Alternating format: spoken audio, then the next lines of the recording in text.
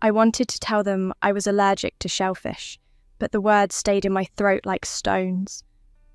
The restaurant smelled like butter and lemon, and something sweet I couldn't name. Everyone was laughing.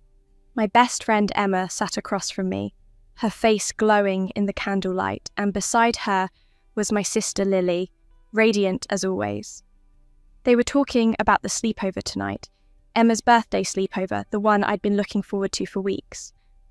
"Catherine, you're so quiet," Emma said, reaching across the table to squeeze my hand. "Are you excited?"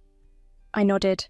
I was excited, but there was something tight in my chest, something I couldn't quite name. My mother sat at the head of the table, elegant in her navy dress, laughing at something my father said. Lily was telling a story about her college acceptance letter, and everyone was listening, their faces turned toward her like flowers to the sun. I tried to speak up 3 times. 3 times, the conversation moved past me. "Mum," I finally managed, during a brief pause, "I need to remember." "Oh, Catherine, not now," she said, waving her hand absently. "We're celebrating." The waiter brought out platters of food. Pasta with cream sauce, grilled vegetables, and in the centre, a beautiful seafood paella, studded with shrimp and mussels and something else I couldn't identify.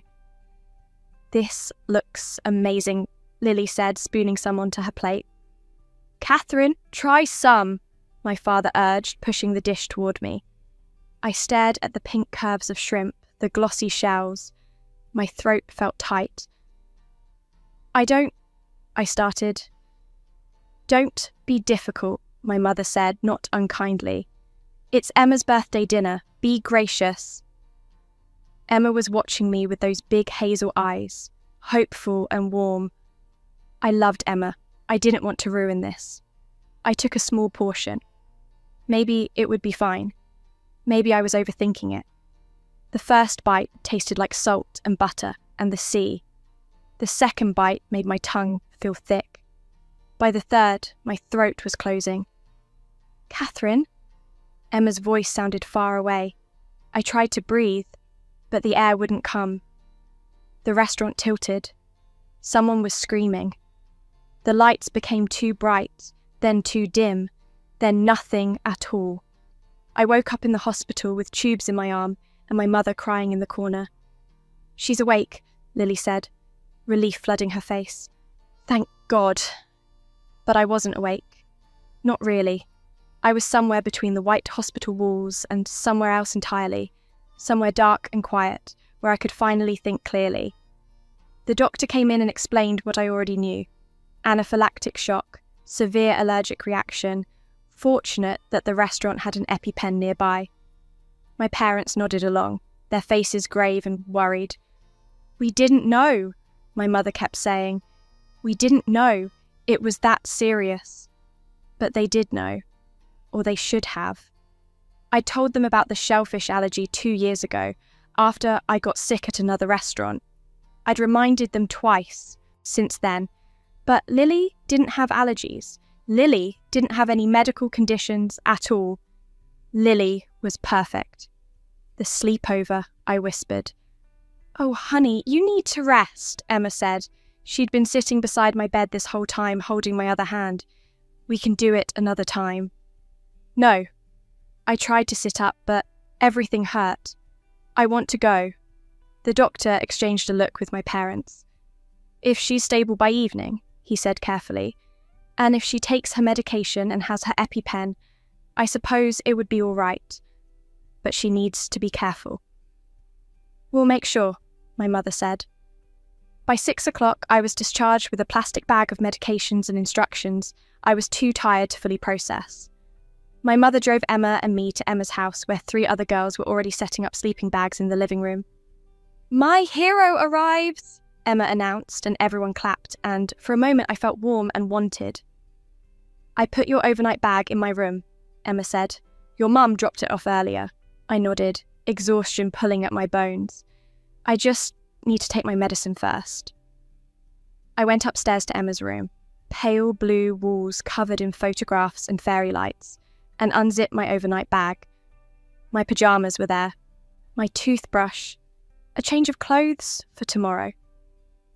But no medicine. I checked again, pulling everything out onto Emma's bed. Nothing. My chest felt tight again, but this time it wasn't allergies. It was something colder. I went back downstairs where everyone was laughing and passing around a bowl of popcorn. "Emma, can I use your phone?"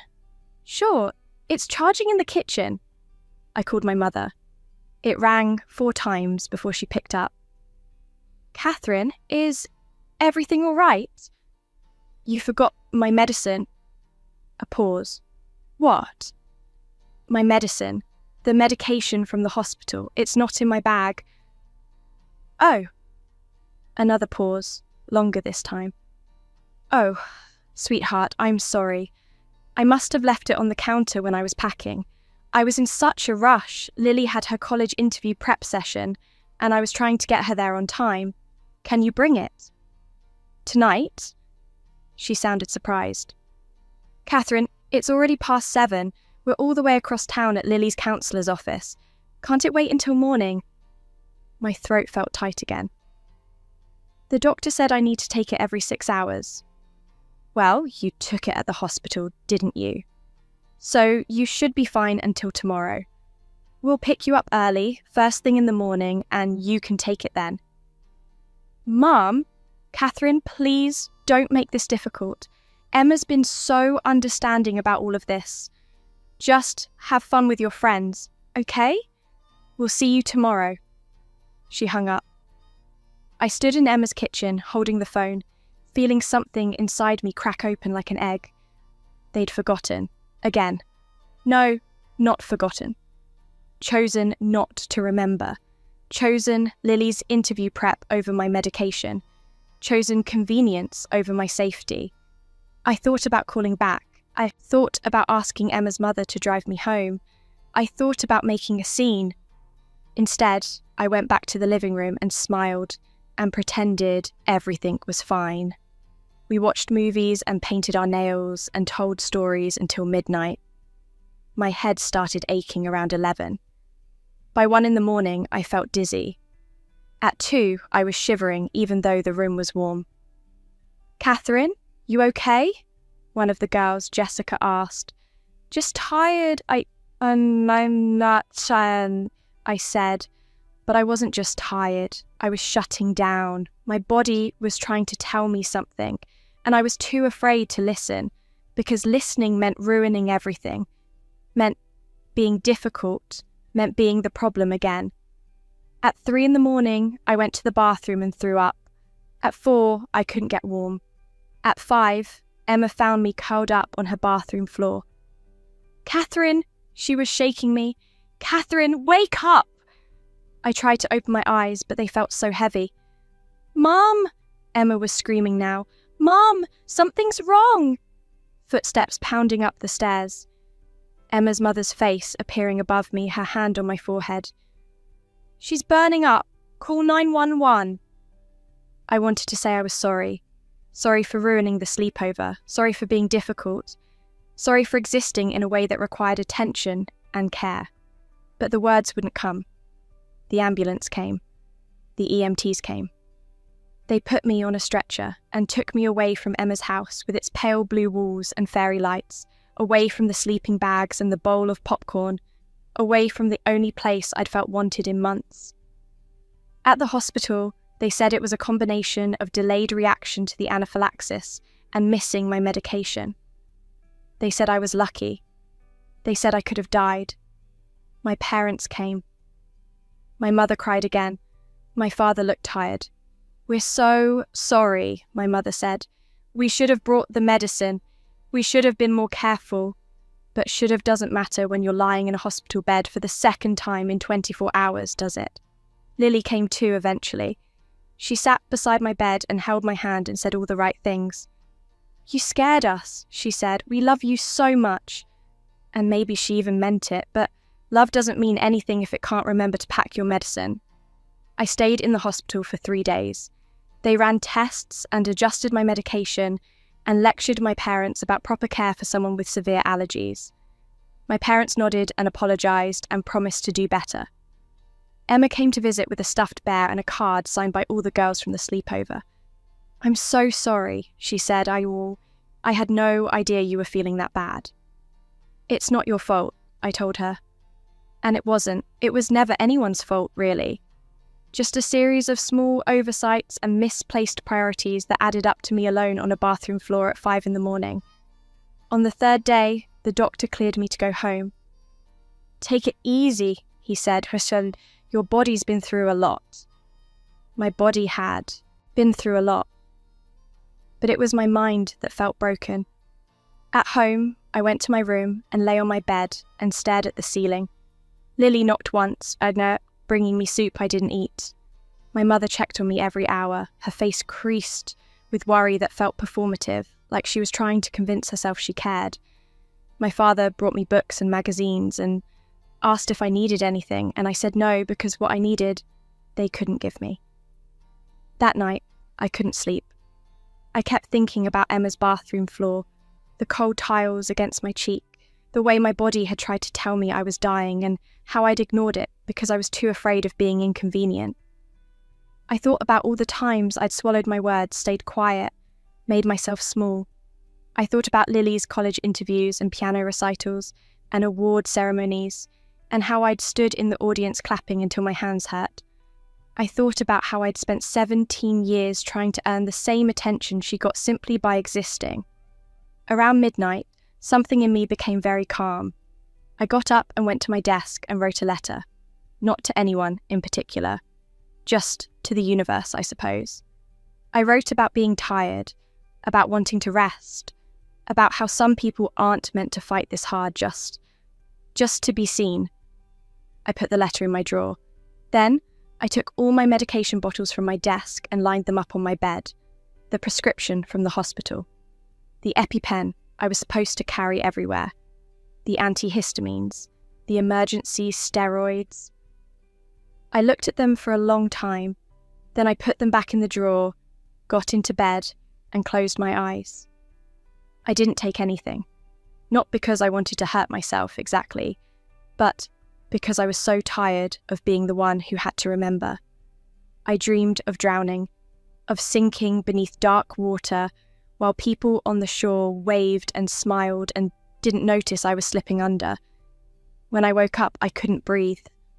My throat was closing again. My chest was tight. The room was spinning. I tried to call out, but no sound came. I reached for my phone, but my hand wouldn't work properly. This is it, I thought. This is how it ends. Quiet and alone and unremarkable. The last thing I saw was my door opening, Lily's face appearing, her mouth forming my name. Then, darkness, complete and absolute. Peaceful almost. When I opened my eyes, I was 14 years old. I was sitting in my childhood bedroom, the one with the yellow curtains and the poster of a girl on a horse that I'd loved when I was younger. My hands were smaller. My body was lighter. The clock on my nightstand said 7:15 a.m, and through the window I could see autumn leaves falling in the yard. I knew this day. This was 3 years ago. The day of the regional science fair, where Lily had won first place for her project on renewable energy. The day I'd woken up with a sore throat and asked to stay home, and my mother had said, "Catherine, it's your sister's. Big day. You can rest later." The day I'd gone anyway and spent 6 hours in a crowded gymnasium, while my throat got worse and worse, until finally someone noticed I had a fever of 103 and drove me to urgent care. I sat on my bed, feeling the memories of 2 lifetimes layered on top of each other like transparencies. I remembered dying at 17. I remembered Emma's bathroom floor. I remembered choosing to give up, but I also remembered this day, this exact moment, with perfect clarity. And this time, I knew what I knew. This time, I had a choice. I got up and looked at myself in the mirror. 14-year-old Catherine, with braces and uncertain eyes and hair that never did what I wanted it to. "I'm not doing this again," I said quietly to my reflection. Then I went back to bed.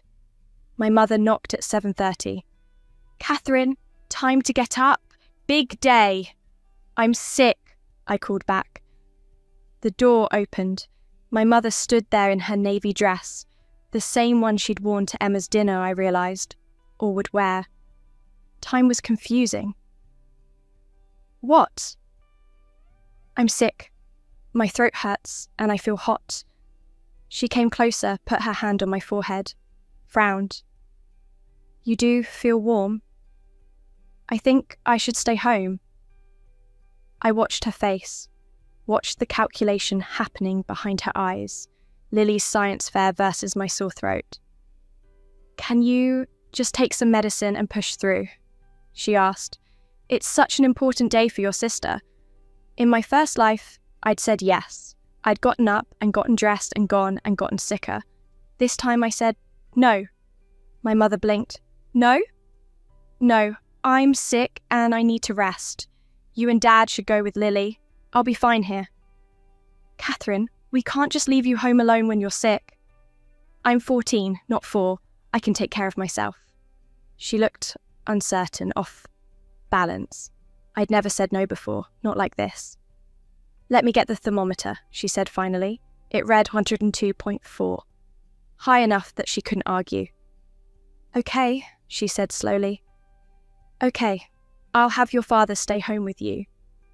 "He should go," I said. "Lily will want both of you there for pictures." "But, Mom, I'm just going to sleep. Go." She hesitated, then nodded. "Call if you need anything." "I will." She left. I heard her talking to my father downstairs, their voices rising and falling in discussion. Eventually, I heard the car start. They were gone. I got up and took my temperature again. Still 102.4. Not faking it then, just trusting my body instead of ignoring it. I took medicine. The right medicine, the dose I actually needed, and drank water and went back to bed. And I slept for 12 hours straight. When I woke up, it was dark outside and my fever was gone. Downstairs, I could hear my family coming home, their voices bright with excitement. "First place," Lily was saying. "I can't believe it." "We're so proud of you," my father said. I stayed upstairs, let them have their moment. I wasn't bitter anymore. I was just separate. Later, my mother brought me soup. "How are you feeling?" "Better." "That's good. We missed you today." She said it like she meant it. Maybe she did. "Lily wanted you to know she wished you could have been there." "I'm glad she won." My mother smiled, relieved that I wasn't upset. "Get some rest, sweetheart." After she left, I lay in bed and thought about the 3 years ahead of me, about all the moments where I'd silenced myself, made myself small, tried to earn love through disappearing. I wasn't going to do that anymore. Not because I was angry, not because I wanted revenge, but because I finally understood that you can't make people see you by becoming invisible. Over the next few months, I practiced a new way of being. When my mother asked me to skip my doctor's appointment because Lily had a piano recital, I said no. I went to the appointment. Lily's recital had plenty of audience without me. When my father suggested I give up my spot in the spring musical so Lily could have the lead, I said no. I auditioned anyway. I got a supporting role. It was enough. When Emma invited me to join her family's trip to the beach, and my mother said I should stay home to help with Lily's college prep, I said no. I went to the beach. Lily managed fine without me. Each no felt like pulling a thorn from my skin. Small pain followed by relief. My parents were confused at first.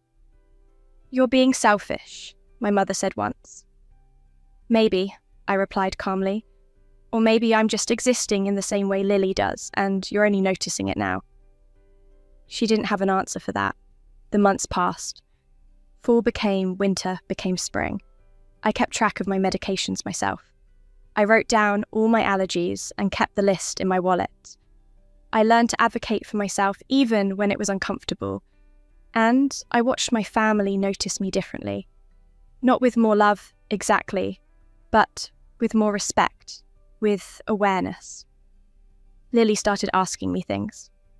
"Catherine, what do you think about this college essay?" "Catherine, can you help me with this?"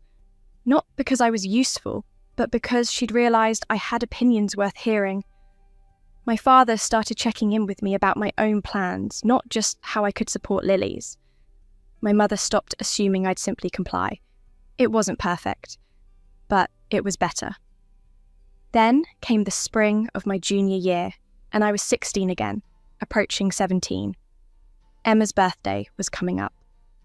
"I'm thinking of doing a dinner and sleepover," she told me at lunch. "Like fancy dinner at that Italian place. Then everyone comes back to my house. What do you think?" My heart clenched. "Sounds fun," I said carefully. "You'll come, right?" "Of course." But this time, I was prepared. The week before Emma's birthday, I sat my parents down. "I need to talk to you about something important." They exchanged glances. "What is it?" "Emma's birthday is Saturday. We're going to dinner, then a sleepover at her house." "That sounds nice," my mother said. "It is nice, but I need you to understand something. I have a severe shellfish allergy. If I'm exposed to shellfish, I could die. It's not an exaggeration or me being dramatic. It's a medical fact." My father frowned. "We know that, Catherine." "Do you? Because last time..." I caught myself. "What I mean is, I need to make sure you really understand. And I need to make sure I have my medication with me at all times. And I need to know that if something happens, you'll take it seriously." "Of course we will," my mother said, looking hurt. "Good. Then I need you to help me put together an emergency kit. EpiPen, antihistamines, emergency contact information, a list of my allergies. I'm going to carry it with me everywhere. But I want you to know what's in it and why." We spent that afternoon putting it together. My mother wrote out the list of allergies in her neat handwriting. My father made sure the EpiPen wasn't expired. Lily helped me find a small bag that would fit everything. It felt different doing this together, like we were a team instead of me fighting alone. Saturday came. Emma's birthday dinner was at the same Italian restaurant, or what would have been the same restaurant in my other life. But when we got there, I spoke up immediately. "I have a severe shellfish allergy," I told the waiter. "I need to make sure there's no cross-contamination in whatever I order." The waiter nodded seriously. "Of course. Let me get the manager." The manager came out and went through the menu with me, explaining which dishes were safe. My family waited patiently. Nobody told me I was being difficult. I ordered chicken piccata. It was delicious. I didn't get sick. After dinner, we went back to Emma's house. Before my parents left, my mother pulled me aside. "You have your medicine?" I showed her my emergency kit. "Good. Call if you need anything. I mean it, Catherine. Anything at all." "I will." She hugged me, tight and real. "Have fun, sweetheart." The sleepover was perfect. We watched movies and painted our nails and told stories until midnight. Around 11, I started feeling tired, so I took my nighttime medication without making a big deal of it. Jessica asked what it was for, and I explained about the allergy and the precautions, and she said, "That's so responsible of you." It was such a small thing, but it made me feel seen. We fell asleep around 2 a.m, sprawled across Emma's living room in our sleeping bags. I woke up at 8, feeling rested and healthy and happy. Emma's mother made pancakes. We ate them in our pajamas and laughed about nothing in particular. My parents picked me up at 10. My mother asked how it was, and I said, "Perfect." And it was. The rest of junior year passed smoothly. I kept my medicine organised. I spoke up for myself. I set boundaries.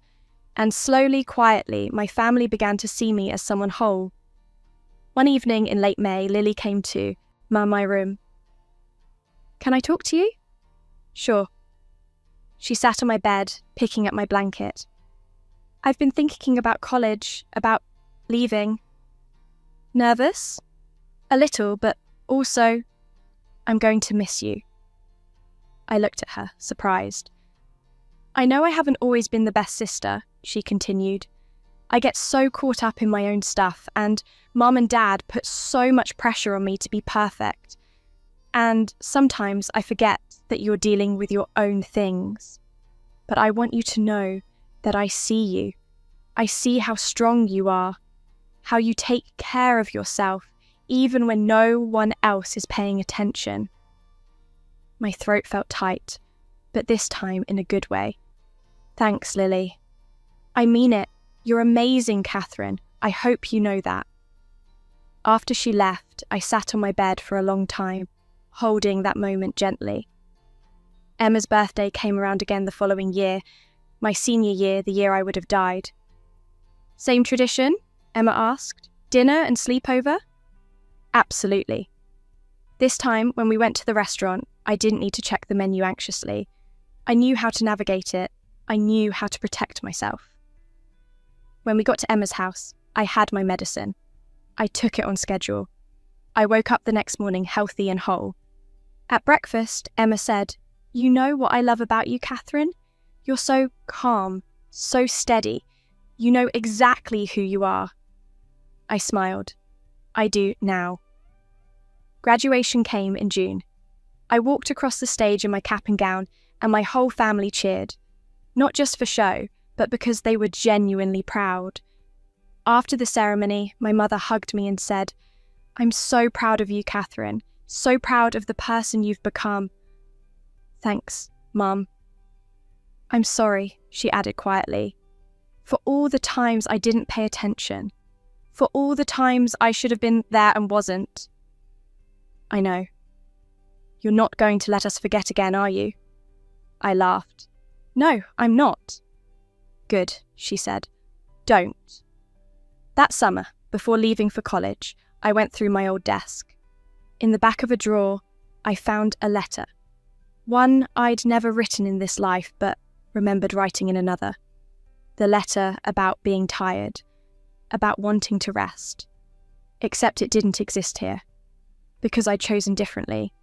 I sat on my bed, holding the space where that letter should have been, and felt grateful. Not for the dying, not for the suffering, but for the knowing. For understanding, finally, that taking care of yourself isn't selfish. That speaking up isn't difficult. That existing loudly isn't asking for too much. In August, my parents drove me to college. As we unloaded boxes from the car, my father said, "You have all your medications?" Triple-checked. "Emergency contacts programmed in your phone?" "Yes, Dad." "And you'll call if you need anything?" "I will." My mother hugged me goodbye with tears in her eyes. "I'm going to miss you so much. I'll miss you too." Lily was already at her college across the state, but she'd sent me a care package with snacks and a note that said, "Proud of you, little sister. Stay strong." After my parents left, I stood in my dorm room and looked around at the blank walls and empty shelves, all the space waiting to be filled. This was my life now. No rebirth needed, no second chances. Just one life lived carefully and intentionally and out loud. I unpacked my emergency kit first, put it in the top drawer of my desk where I could always find it. Then I unpacked everything else. College was hard in the ways everyone said it would be. Challenging classes, difficult professors, complicated social dynamics. But it was also freeing. Nobody here knew me as Lily's sister. Nobody here had expectations of who I should be. I joined a pre-med club, thinking about becoming an allergist. Someone who could help people like me learn to advocate for themselves. I made friends who checked ingredients on food labels without being asked, who learned to use an EpiPen just in case, who treated my medical needs as normal parts of who I was, not inconveniences to work around. I went on dates with people who asked about my allergies on the first dinner out, who made sure restaurants were safe before suggesting them. I learned that this was what it felt like to be seen, not as a burden, not as difficult, just as myself. Thanksgiving of freshman year, I went home. The house looked the same, but felt different. Smaller, maybe. Or I was bigger. Lily was there too, home from her college. We stayed up late one night talking in my room like we had when we were younger. "Do you remember that time you got sick at Emma's sleepover?" she asked. My heart stuttered. "What? Oh, no, wait. I'm thinking of something else. That time you got sick at the science fair? No, that's not right either." She shook her head. "I don't know. I have this weird memory of you being in the hospital, but I can't remember why." I went very still. "That's strange," I said carefully. "Yeah, dreams, probably." She yawned. "Anyway, I'm glad you're okay. Glad we're both okay." Me too. After she fell asleep in my bed, I lay awake thinking about the life I'd lived and the life I was living. About the girl who died on Emma's bathroom floor. About the girl who'd chosen to let go. About the woman I was becoming instead, careful and strong and quiet in her power. Years passed. I graduated from college with honours, got into medical school, specialised in allergy and immunology just like I'd planned. Emma and I stayed friends. She became a teacher. We still did birthday sleepovers sometimes, though now they involved wine and better movies. Lily got married to someone kind who treated her well. At her wedding, she asked me to stand beside her as maid of honour. "I couldn't do this without you," she said while we were getting ready. "You're my rock, Catherine. You always have been." I hugged her and thought about the sister who'd shone so bright I disappeared in her shadow, and the sister who'd learned to let me shine too. My parents got older, softer. They asked about my work with genuine interest, attended my graduation from medical school with pride equal to what they'd shown at Lily's events. One evening my mother said, "You know, Catherine, I think about the choices I made when you were younger, the times I didn't listen, the times I prioritised the wrong things. Mum, let me finish. I want you to know that I see you now. I see how strong you had to become to survive us. And I'm sorry it took me so long to notice." "Thank you," I said quietly. "You saved yourself," she continued. "We should have saved you, but you saved yourself instead. That's remarkable." I didn't tell her that I'd died once already, that I'd been given the rarest gift, a chance to do it all again, but better. Some things are too strange to explain. I'm 30 now. I run an allergy clinic in the city. I teach parents how to listen to their children's medical needs. I teach children how to advocate for themselves. I teach teenagers that taking care of your health isn't being difficult, it's being responsible. I carry my emergency kit everywhere. I check restaurant menus without embarrassment.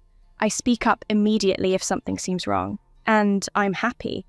Not because I got revenge on anyone, not because my family suffered or learned some dramatic lesson, but because I learnt that survival isn't about making yourself small enough to fit into other people's comfort zones. It's about taking up the exact space you need and trusting that the right people will make room for you. Last week, Emma called me. "Remember that birthday dinner when we were 17, at the Italian place?" "Of course." I was thinking about it because my niece just got diagnosed with a food allergy, and her parents are being so careful about it. And I remembered how you handled everything that night. So calm, so prepared. You probably saved your own life just by being organised. "Probably," I agreed. "You've always been like that, haven't you? So quietly strong, so careful with yourself." I smiled. "I try." After we hung up, I sat in my apartment, my own place, decorated how I liked, stocked with food I could safely eat, and thought about the girl I'd been, the one who'd stayed quiet too long, the one who'd made herself small, the one who had died alone on a bathroom floor because she was too afraid of being inconvenient. And I thought about the woman I'd become instead, the one who spoke up, the one who took up space, the one who lived. Sometimes, late at night, I think about the rebirth, about waking up 14 again with all my memories intact. Was it real? Was it a dream? Does it matter? All I know is that one version of me died young and unremarked. And this version of me lived, not because of magic or divine intervention or cosmic justice, but because I chose every single day to remember my medicine, to speak up, to matter. This morning I woke up in my apartment to sunlight streaming through the windows. I took my vitamins and checked my emergency kit out of habit, making sure everything was current and accessible. Then I made coffee and sat on my balcony and watched the city wake up below me. Somewhere out there, a girl is learning she has allergies. Her parents are being given information they might forget. She might learn to stay quiet about her needs, to make herself small, to disappear, or she might find her way to my clinic. And if she does, I'll teach her what I learned. That your health matters, that your voice matters, that you matter. Not because you're perfect or convenient or easy, but because you're here. And that is always, always enough. The evening sun slants through my office window, golden and warm. I'm finishing up paperwork from today's appointments. The last patient was a teenage girl with a shellfish allergy. Her mother kept trying to talk over her, minimize the severity, suggest she was being dramatic. I stopped the mother gently. "Let's hear from Catherine." I paused, surprised I'd used my own name. "Let's hear from Sarah," I corrected. "Let her tell us what she's experiencing." The girl looked at me with grateful eyes and explained her symptoms clearly, precisely, without apology. As they left, the mother scheduled a family session. "I think I need to learn how to listen better," she admitted. After they were gone, I stood at my window and looked out at the city. I thought about all the versions of myself.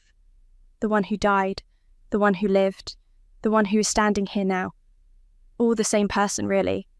Just different choices, different medicines remembered, different words spoken, different spaces claimed. I don't know if I was truly reborn or if I simply woke up one day and decided to live differently.